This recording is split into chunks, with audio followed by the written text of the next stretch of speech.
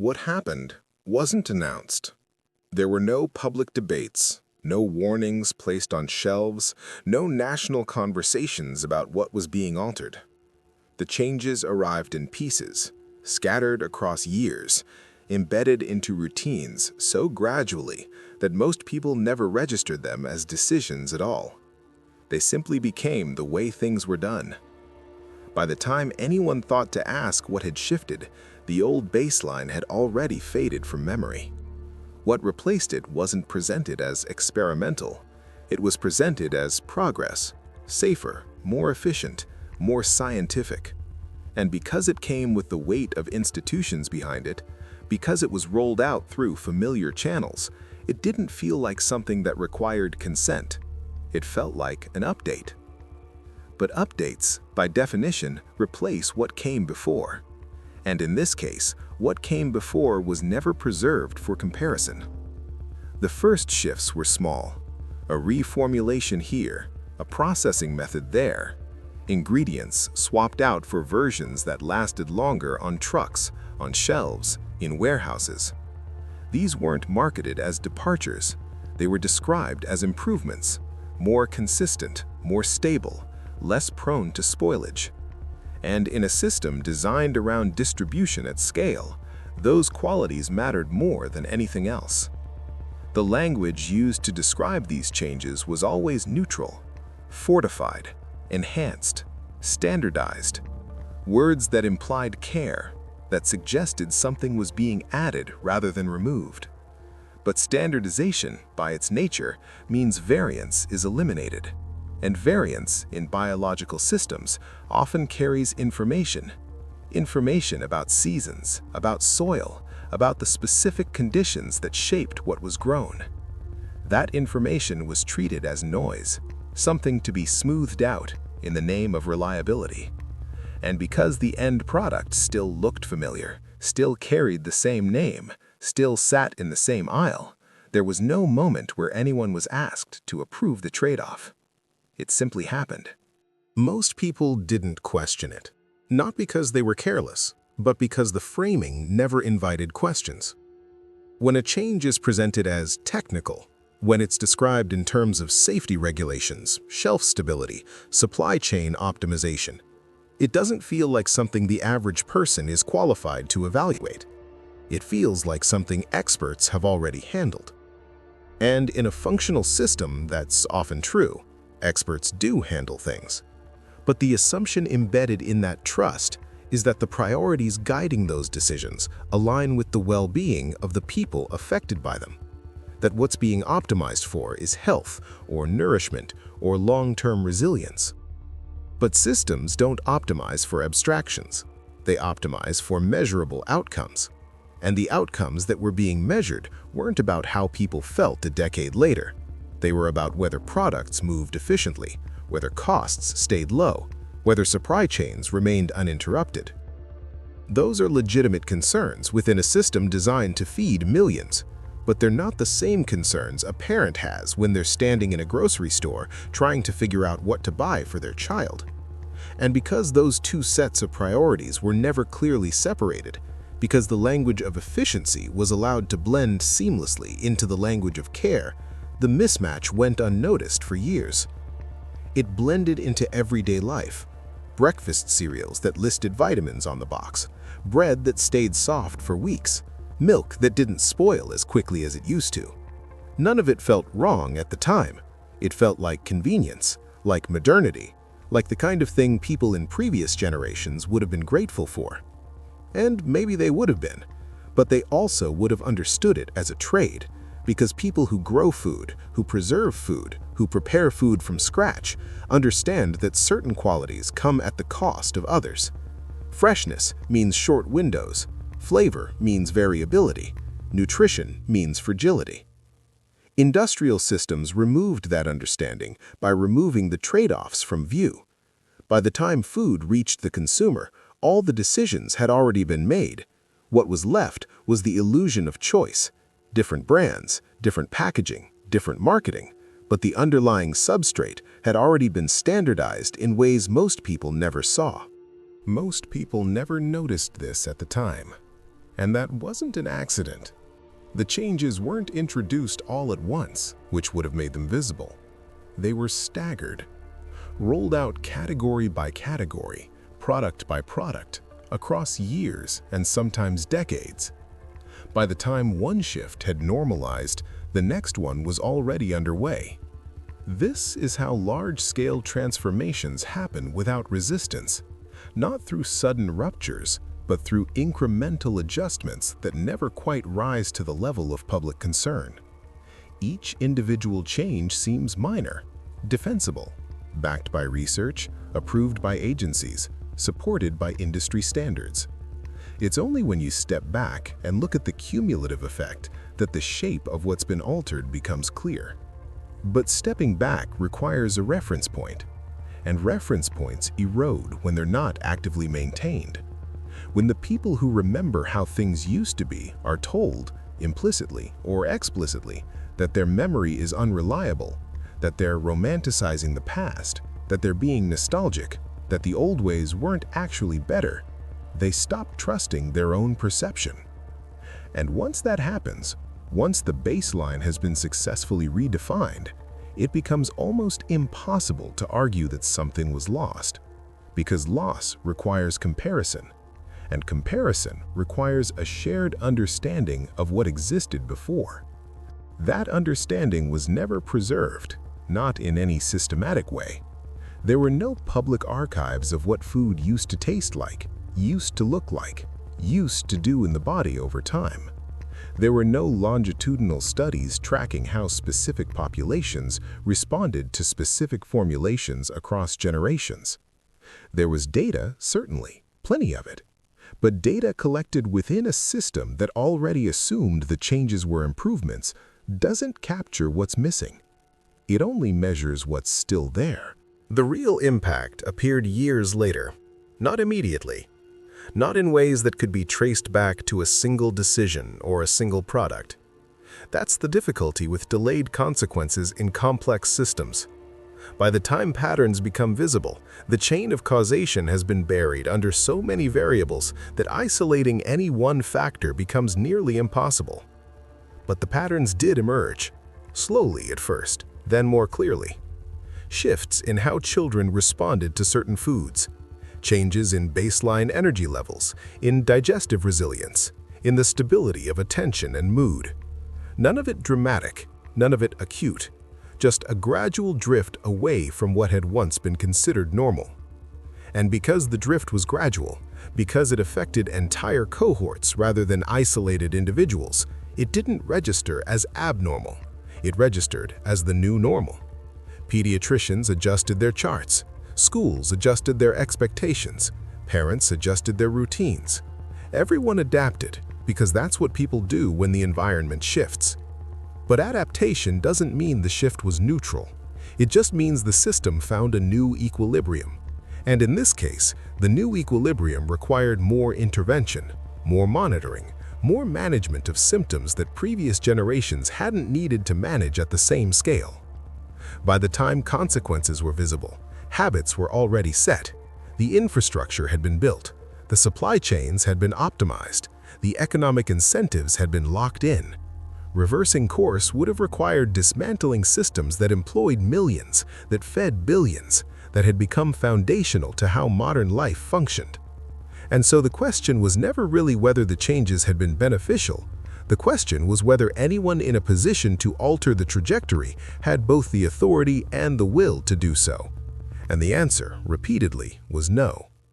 Not because the people involved were malicious, but because the system had been designed around priorities that made reversal structurally difficult.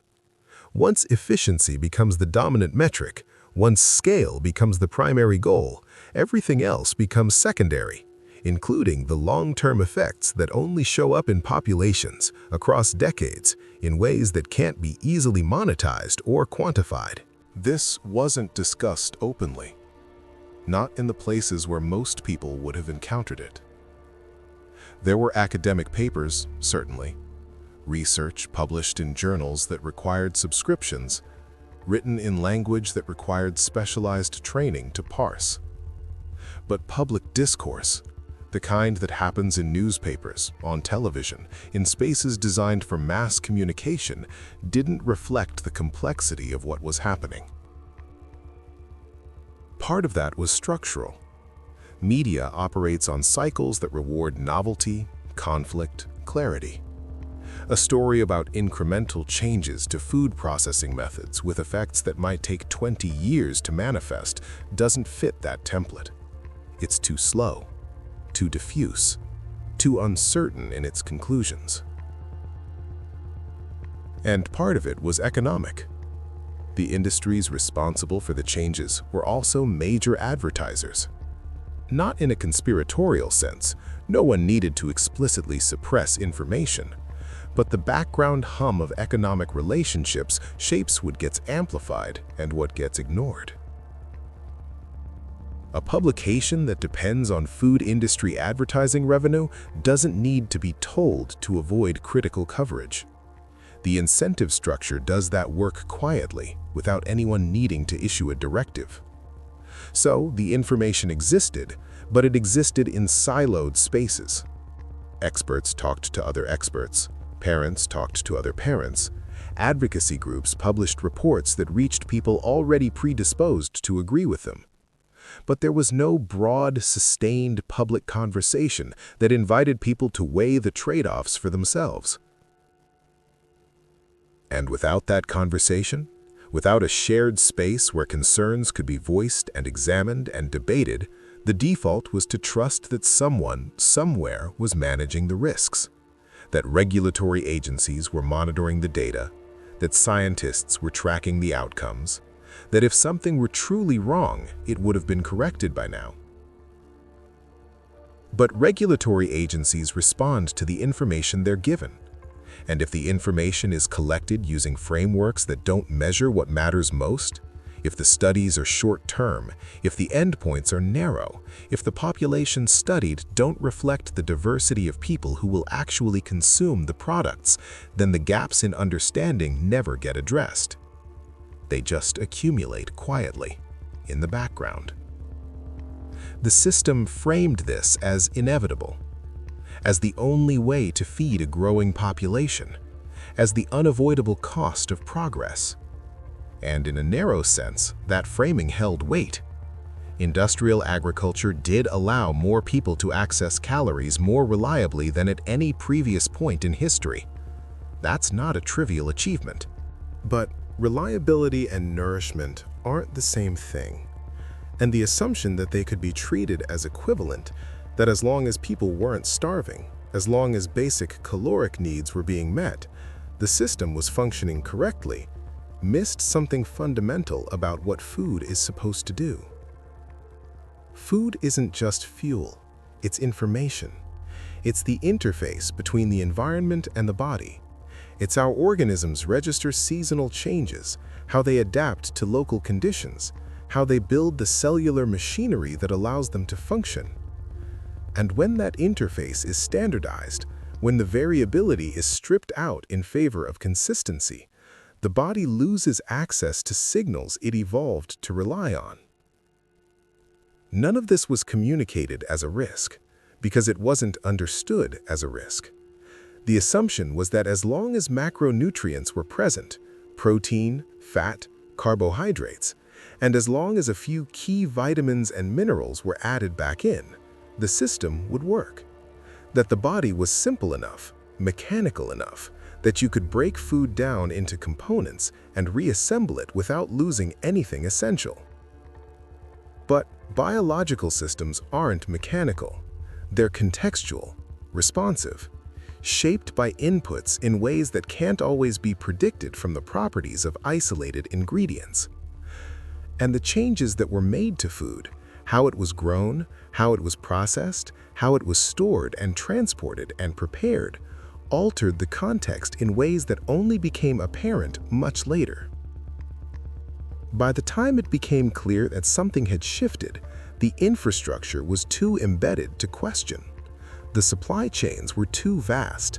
The economic dependencies were too entrenched, suggesting that the system itself might be flawed, that the foundational assumptions might need revisiting, wasn't just inconvenient, it was structurally illegible. Because systems don't acknowledge their own errors easily, especially not systems that have spent decades reinforcing the idea that they represent the pinnacle of human achievement, that anything that came before was primitive, inefficient, unsustainable. And so the narrative held, even as the evidence mounted, even as more people started noticing patterns that didn't fit the official story. The system defended itself, not through active suppression, but through inertia, through the sheer weight of institutions that had been built around a set of assumptions that couldn't be questioned without unraveling everything else. What replaced real food didn't arrive with a label.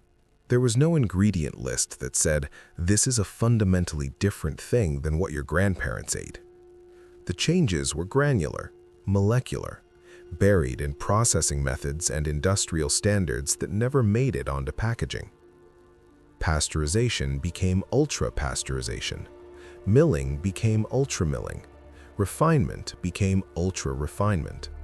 Each step justified in isolation, each one solving a specific logistical problem, but together they transformed the substrate. And because the transformation happened below the level of consumer awareness, because it was technical rather than visible, there was no moment where anyone had to approve it, no referendum, no opt-in, just a slow, systematic replacement of one thing with another, under the same name, in the same aisle, with the same reassurances that everything was fine. Most people assumed that if something were wrong, they would have been told, that regulatory agencies existed precisely to catch this kind of thing, that scientists would have raised alarms if the changes were causing harm. But harm in this context didn't look the way people expected it to. It wasn't acute, it wasn't immediate, it wasn't traceable to a single exposure or a single product. It was cumulative, distributed across populations, expressed differently depending on individual vulnerabilities. And systems designed to detect acute harm, systems built around toxicology, around identifying substances that cause immediate measurable damage, aren't equipped to catch the kind of slow, systemic erosion that happens when the baseline itself shifts. So the alarms didn't sound, not in the way they would have if a contaminant had been discovered or if a pathogen had been detected. The changes were too slow, too diffuse, too embedded in the normal functioning of the system to register as aberrations. And by the time enough people started asking questions, by the time the anecdotal reports and the longitudinal data and the generational comparisons started painting a picture that couldn't be dismissed as coincidence, the response wasn't to investigate the system, it was to investigate the people. To suggest that maybe they were imagining things, that maybe they were looking for patterns where none existed, that maybe the real problem was their own anxiety, their own nostalgia, their own inability to adapt to modernity. This wasn't about vilifying individuals. The people who designed these systems, who implemented these changes, who defended them in the face of criticism, they weren't acting out of malice. They were acting within frameworks that rewarded certain outcomes and punished others. Frameworks that valued scale over nuance, efficiency over resilience, short-term metrics over long-term consequences. And within those frameworks, the decisions made sense. They solved real problems. They allowed food to travel farther, to last longer, to cost less. They made it possible to feed cities, to supply hospitals, to stock shelves in regions where fresh food couldn't reliably reach.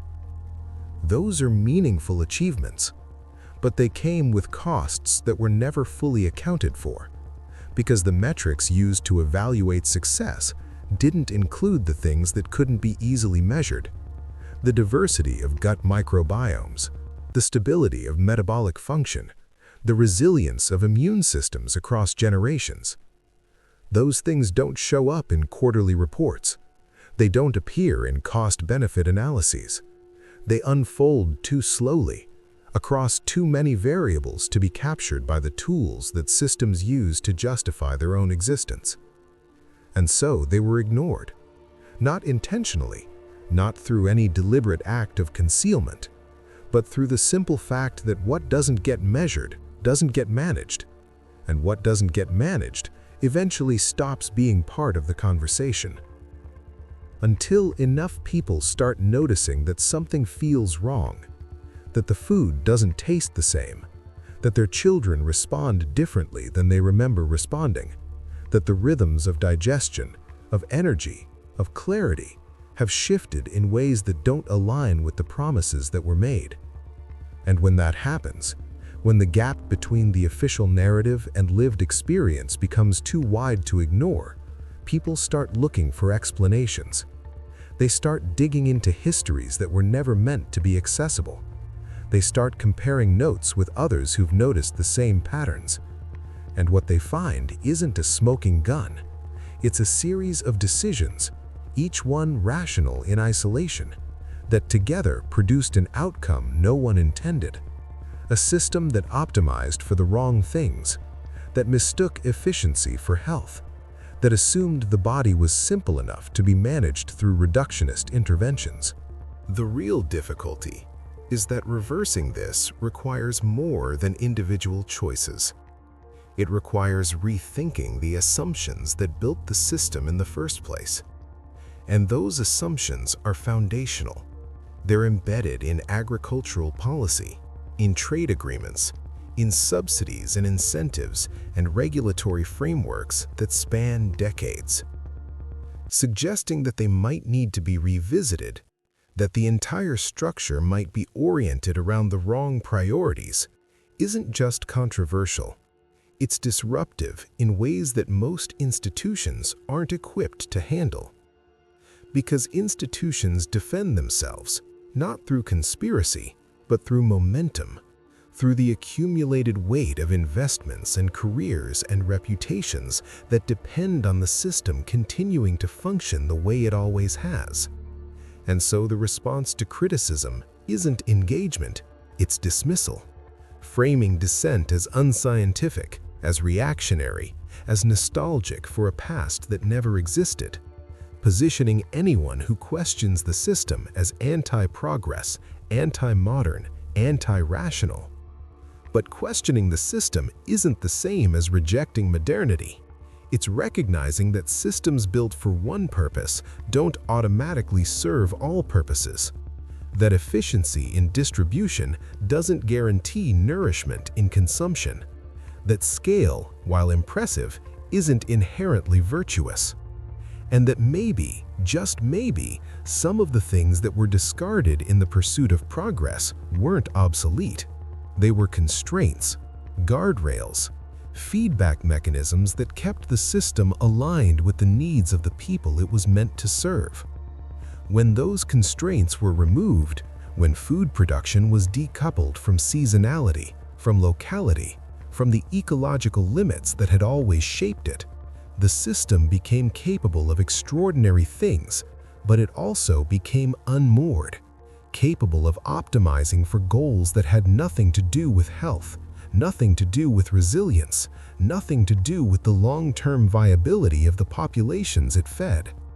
And because those populations had no alternative, because the system had become so totalizing, so comprehensive that opting out wasn't a realistic option for most people, they adapted. They managed symptoms. They learned to live with the new baseline. But adaptation isn't the same as thriving, and the fact that people can survive within a system doesn't mean the system is serving them well. Similar decisions followed, in how water was treated, in how air was managed, in how environments were designed and spaces were organized. Each one driven by similar logic, each one justified by similar metrics, each one leaving behind a trail of consequences that took years to manifest and decades to connect. And in each case, the pattern was the same. Changes introduced incrementally, framed as improvements, implemented without broad public input, defended by institutions that had structural reasons to avoid revisiting their own assumptions. This is how systems drift, not through dramatic failures, but through small, compounding decisions that seem reasonable at the time and only reveal their full implications much later. And by the time the implications become clear, the people responsible for the original decisions are gone. The frameworks have been normalized. The infrastructure has been built.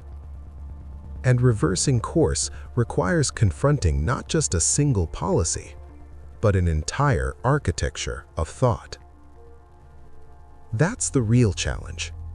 Not identifying what went wrong. That part is becoming clearer every year.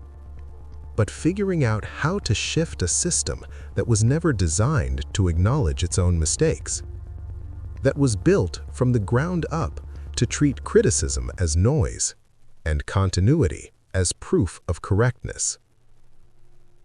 The answers won't come from waiting for institutions to self-correct.